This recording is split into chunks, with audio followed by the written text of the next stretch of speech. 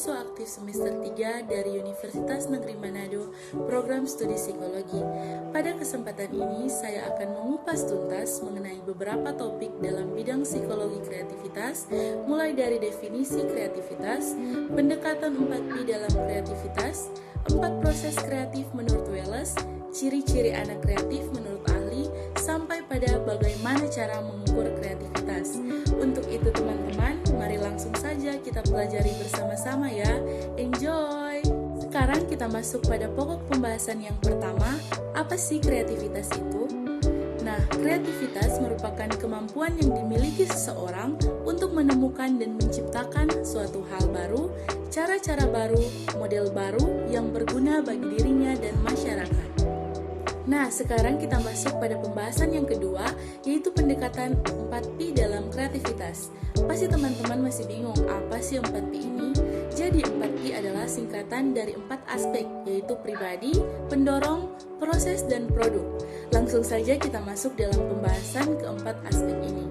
Yang pertama, aspek pribadi, yaitu aspek yang menggambarkan kelancaran, kelenturan, originalitas, kerincian, dan kepekaan dengan karakteristik anak yang bertanya, tertarik dengan banyak kegiatan, mencoba hal-hal baru, menjelajahi lingkungan sekolah, mudah beradaptasi dengan perubahan situasi, terlihat bebas dalam melakukan berbagai hal, terbuka terhadap hal-hal baru, melakukan kegiatan dengan cara yang berbeda dari temannya, memiliki banyak jawaban terhadap satu pertanyaan, mencoba hal-hal sulit, mengungkapkan pendapat terhadap sebuah masalah, serta memperlihatkan selera humor. Yang kedua, aspek pendorong, yaitu anak melakukan kegiatan atas keinginan dirinya sendiri dan terlihat bersemangat dan antusias dalam melakukan berbagai kegiatan di sekolah. Yang ketiga, aspek proses. Aspek proses ini melibatkan anak dalam berbagai kegiatan di sekolah, baik kegiatan individu maupun kegiatan kelompok. Dan yang terakhir adalah aspek produk, yaitu berupa model tindakan, gerakan, kata-kata, melodi, bentuk, atau karya lainnya. Pokok pembahasan yang selanjutnya yaitu mengenai 4 proses kreatif menurut Wallace. Tahap yang pertama yaitu persiapan.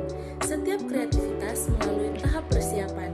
Tahap ini menurut Wallace merupakan tahap awal di mana manusia terlebih dahulu mengumpulkan informasi dengan cara mempelajari segala sesuatu melalui kehidupannya. Termasuk ke dalam tahap persiapan ini, semua pengalaman dan usaha yang dilakukan manusia, tidak peduli apakah usaha itu mengalami kegagalan dan kesalahan, semuanya tetap dikategorikan sebagai tahap persiapan untuk menjadi kreatif. Yang kedua, tahap pematangan atau inkubasi. Adapun yang disebut dengan fase inkubasi adalah keadaan di mana pengalaman, data, dan informasi yang dibaca serta diamati kemudian dipikirkan dengan sadar, dan pada fase ini semua pengalaman, data, dan informasi yang diperoleh pada tahap persiapan sebelumnya diendapkan sampai akhirnya memunculkan inspirasi. Kemunculan inspirasi ini merupakan langkah awal dalam menciptakan sebuah kreasi baru. Untuk fase ini, Wallace menyebutkan sebagai kondisi atau keadaan yang bebas dari proses kesadaran, pikiran, atau berpikir. Yang ketiga, tahap gagasan baru atau iluminasi. Fase iluminasi ini merupakan fase pengungkapan ide atau pengekspresian. Fase ini juga disebut sebagai fase timbulnya wawasan atau insight.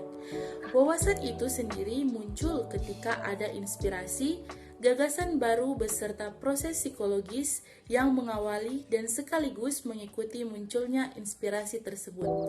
Menurut M. Suyanto, tahap iluminasi ini merupakan titik terang dalam hal kemampuan menyikapi, menyelesaikan, dan mengungkapkan informasi yang diterima dengan cara yang kreatif. Dan yang keempat, tahap verifikasi. Pada fase ini, pada dasarnya merupakan fase pengujian. Dalam fase pengujian, semua data dan ide-ide sebelumnya sudah dipersiapkan, diendapkan, dan diekspresikan. Diuji kebenaran dan kelayakannya dengan menggunakan alat bantu berupa eksperimen. Pada fase pemeriksaan ini, kemampuan dan keterampilan berpikir seseorang memegang peranan yang sangat penting. Selanjutnya, kita masuk pada ciri-ciri anak yang kreatif menurut Munandar tahun 1997. Yang pertama, terbuka terhadap pengalaman baru. Kedua, kelenturan dalam sikap. Ketiga, kebebasan dalam ungkapan diri. Keempat, menghargai fantasi. Kelima, minat dalam kegiatan kreatif. Keenam, memiliki tingkat kepercayaan diri terhadap gagasan sendiri. Ketujuh, mandiri dan menunjukkan inisiatif. Serta yang kedelapan, kemandirian dalam mempertimbangkan. Yang terakhir, kita masuk pada pembahasan bagaimana sih cara mengukur kreativitas. Pengukuran kreativitas dapat dibedakan atas pendekatan-pendekatan yang digunakan untuk mengukurnya. Nah, ada 5 pendekatan yang lazim digunakan untuk mengukur kreativitas, yaitu yang pertama, analisis objektif. Pendekatan ini dimaksudkan untuk menilai secara langsung kreativitas suatu produk berupa benda atau karya-karya kreatif lain yang dapat diobservasi wujud serta fisiknya.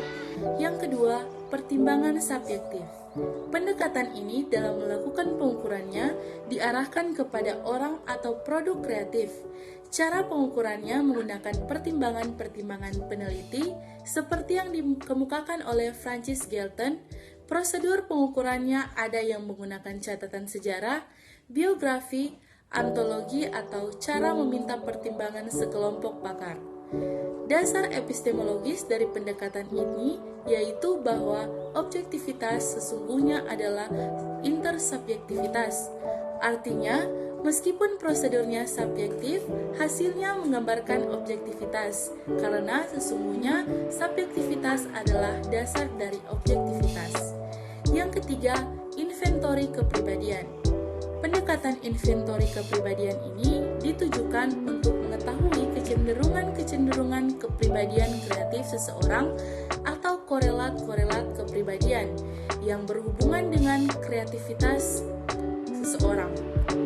Kepribadian kreatif meliputi sikap, motivasi, gaya berpikir, dan kebiasaan-kebiasaan dalam berperilaku.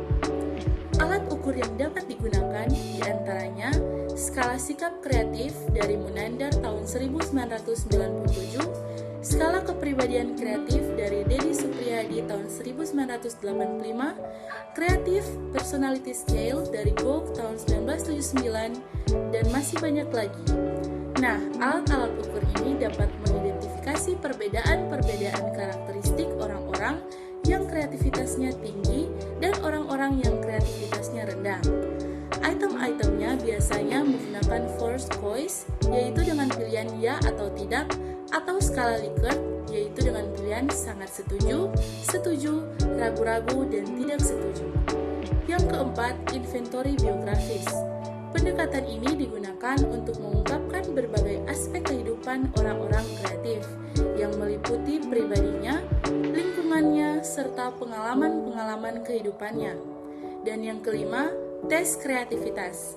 Tes ini digunakan untuk mengidentifikasi orang-orang kreatif yang ditunjukkan oleh kemampuannya dalam berpikir kreatif. Nah, hasil tesnya dikonversikan ke dalam skala tertentu sehingga menghasilkan creative quotient yang analog dengan IQ atau intelligence quotient untuk intelijensi. Terdapat beberapa tes kreativitas, yaitu Creativity Test for Children dari Guilford tahun 1978, Creativity Assessment Packet dari Williams tahun 1980, dan Kreativitas Verbal dari Munandar tahun 1977. Bentuk soal tes ini umumnya berupa gambar dan tes verbal. Nah, teman-teman, setelah kita mendalami dan mempelajari bersama beberapa topik dalam psikologi kreativitas, kira-kira apa yang menarik serta insight apa nih yang teman-teman dapatkan setelah menonton video pembelajaran ini?